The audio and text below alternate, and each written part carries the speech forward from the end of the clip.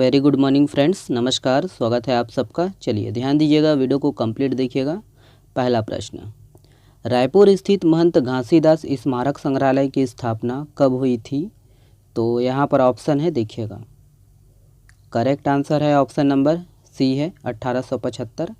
याद रखिएगा दोस्तों, 1875। चलिए ध्यान देना है कि रायपुर स्थित महंत घासीदास स्मारक संग्रहालय की स्थापना 1875 में हुई थी और इसकी स्थापना दोस्तों राजनांदगांव के महंत घासीदास ने की थी। याद रखिएगा कि ये जो स्मारक है ना, ये जो संग्रहालय है, याद रखना है देश के पहले 10 संग्रहालयों में से एक है। ठीक है, तो याद रखिएगा, है ना। और 1953 में दोस्तों इस संग्रहालय भवन का जो है पुनर्निर्माण किया गया और यहाँ 17,279 पुरावशेष एवं कलाकृति, है ना, कलात्मक जो सामग्रियाँ हैं, ध्यान दीजिएगा। इसके अलावा संग्रहालय में दोस्तों हथियारों के नमूने, प्राचीन सिक्के, मूर्तियां और नक्काशी आदि जो है प्रदर्शित किए गए हैं। और याद रखना है कि छत्तीसगढ़ की जो है क्षेत्रीय आदिवासी जनजाति परंपराओं को भी प्रदर्शित करने का जो कार्य है संग्रहालय में किया गया है। ठीक है, तो इसके संबंध में इतना जानकारी याद रखना है। ठीक है, नेक्स्ट प्रश्न ये है, देखिए, किस जिले के ग्राम पंचायत बमहनी में सामाजिक आर्थिक सर्वेक्षण का कार्य 100% एक ही दिन में पूरा कर लिया गया है? तो यहाँ पर ऑप्शन है, देखिएगा। करेक्ट आंसर है दोस्तों ऑप्शन नंबर बी है, राजनांदगांव। ध्यान दीजिएगा, राजनांदगांव। तो याद रखना है दोस्तों कि राजनांदगांव जिले के ग्राम पंचायत बमहनी में सामाजिक आर्थिक सर्वेक्षण का कार्य 100% एक ही दिन में पूरा कर लिया गया है। और ऐसा करने वाला दोस्तों ग्राम पंचायत बमहनी राज्य का पहला पंचायत बन गया है। और यहाँ 207 मकानों में दोस्तों, है ना, 265 परिवारों का जो सर्वे है 100% पूरा कर लिया गया है सफलतापूर्वक एक ही दिन में।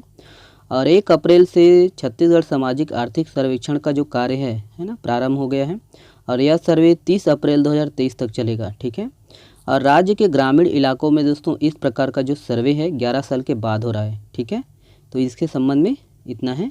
चलिए अगला प्रश्न, देखिए, निम्नलिखित में से किसे नाचा कला के क्षेत्र में उल्लेखनीय योगदान के लिए पद्मश्री सम्मान से नवाजा गया है? तो इम्पोर्टेंट प्रश्न है ये, ध्यान देना है। देखिए ऑप्शन दिया गया है। करेक्ट आंसर है दोस्तों ऑप्शन नंबर ए है, डोमर सिंह कुंवर। याद रखना है, डोमर सिंह कुंवर। चलिए ध्यान दीजिएगा, याद रखना है कि छत्तीसगढ़ की जो है 3 विभूतियों को, जिसमें सुश्री उषा बारले जी, अजय कुमार मंडावी जी, डोमर सिंह कुंवर जी को पद्मश्री सम्मान से सम्मानित किया गया है।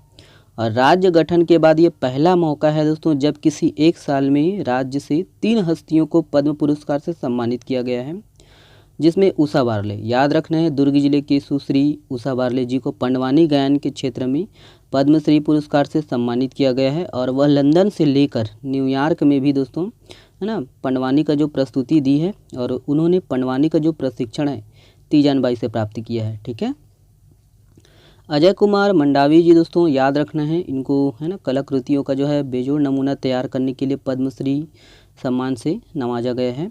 और काष्ठ शिल्पकार श्री अजय कुमार मंडावी जी को दोस्तों, है ना, याद रखना है, ये कांकेर जिला को, है ना, कांकेर जिला के अंतर्गत गोविंदपुर के निवासी हैं और ये कभी नक्सली हुआ करते थे, ध्यान देना है। डोमर सिंह कुंवर जी दोस्तों, याद रखना है कि इनको नाचा कला के क्षेत्र में उल्लेखनीय योगदान के लिए पद्मश्री सम्मान दिया गया है। और उन्होंने दोस्तों, याद रखना है कि सामाजिक क्षेत्र में भी उल्लेखनीय काम किया है और उन्होंने कई बाल विवाह की जो कुप्रथा को रोकवाने में मदद की है। कला के क्षेत्र में उन्होंने देश के अलग अलग हिस्सों में 5000 से ज़्यादा प्रस्तुति दी है और वह बालोद जिला अंतर्गत दोस्तों लाटा बोर्ड के रहने वाले हैं। ठीक है, तो ये है, ध्यान देना है ये सब। चलिए देखिए, छत्तीसगढ़ की किस योजना की सराहना रैली फॉर रिवर्स अभियान द्वारा की गई है? तो यहाँ पर ऑप्शन है, देख लीजिएगा। करेक्ट आंसर है दोस्तों ऑप्शन नंबर ए है, मुख्यमंत्री वृक्ष संपदा योजना। ठीक है, याद रखिएगा। याद रखना है कि छत्तीसगढ़ में दोस्तों किसानों की आय में बढ़ोतरी और पर्यावरण, है ना, सुधार के उद्देश्य से प्रारंभ की गई मुख्यमंत्री वृक्ष संपदा योजना की सराहना रैली फॉर रिवर्स द्वारा, इस अभियान के द्वारा की गई है। और देखिएगा कि rally for reverse Isa foundation के सदगुरु श्री जग्गू वासुदेव द्वारा नदियों की दुर्दशा के बारे में जन जागरूकता फैलाने, याद रखना है, और शासन की नीतियों को दोस्तों नदियों के संरक्षण के उद्देश्य से बदलने के लिए लोगों का जो है समर्थन प्राप्त करने हेतु प्रारंभ किया गया अभियान है।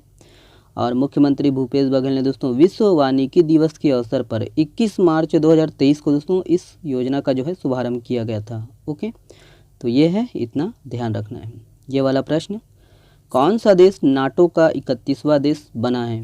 तो यहाँ पर ऑप्शन है, करेक्ट आंसर है ऑप्शन नंबर ए है फिनलैंड। ध्यान देना फिनलैंड।